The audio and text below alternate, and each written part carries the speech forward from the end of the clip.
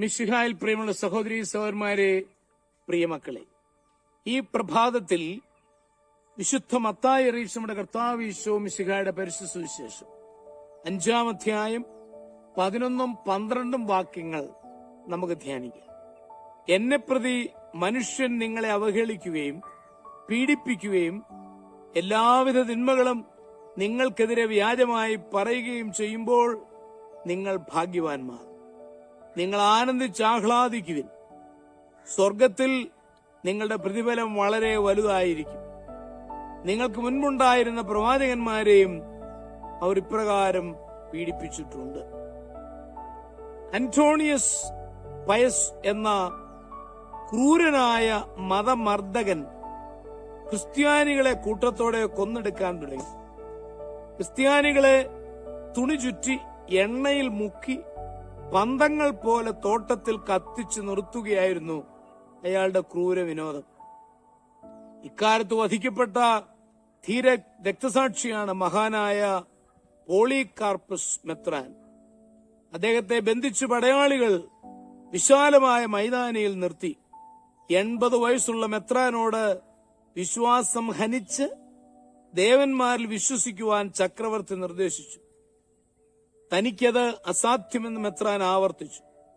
വിശന്നു വലഞ്ഞ സിംഹങ്ങൾ നിങ്ങളെ നോക്കി കാത്തു നിൽക്കുന്നു, ചക്രവർത്തി ഭീഷണിപ്പെടുത്തി. അവയ്ക്ക് ഈ വൃദ്ധനായ എന്നെ പക്ഷി തൃപ്തനാകാൻ കഴിയുകയില്ലെന്നാണ് എനിക്ക് തോന്നുന്നത്, മെത്രാൻ പുഞ്ചിരിയോടെ പറഞ്ഞു. എങ്കിൽ നിങ്ങളെ തോട്ടത്തിൽ പന്തമായി കത്തിക്കാൻ ഞാൻ തീരുമാനിച്ചു. നല്ലത്, എത്രയോ പന്തങ്ങൾ ഇങ്ങനെ കത്തിജ്വലിച്ചു. അതിലൊരു പന്തമായി തീരാൻ എനിക്ക് സന്തോഷമുണ്ട്.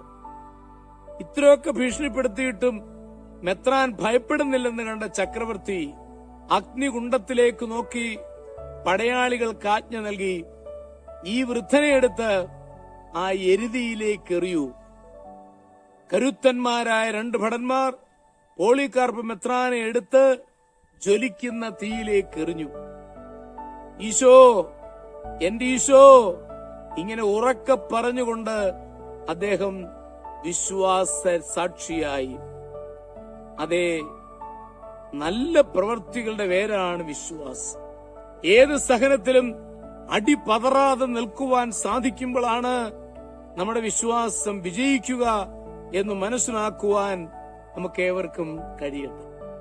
നമ്മുടെ കർത്താവ് ഈശോ മിശിഹായുടെ കൃപയും പിതാവായ ദൈവത്തിന്റെ സ്നേഹവും പരിശുദ്ധാത്മാവിന്റെ സഹവാസവും പരിശുദ്ധ അമ്മയുടെ മധ്യസ്ഥതയും നിങ്ങളെല്ലാവരോടും കൂടി ധാരാളമായിട്ടുണ്ടായിരിക്കട്ടെ, എപ്പോഴും എപ്പോഴും എന്നേക്കും.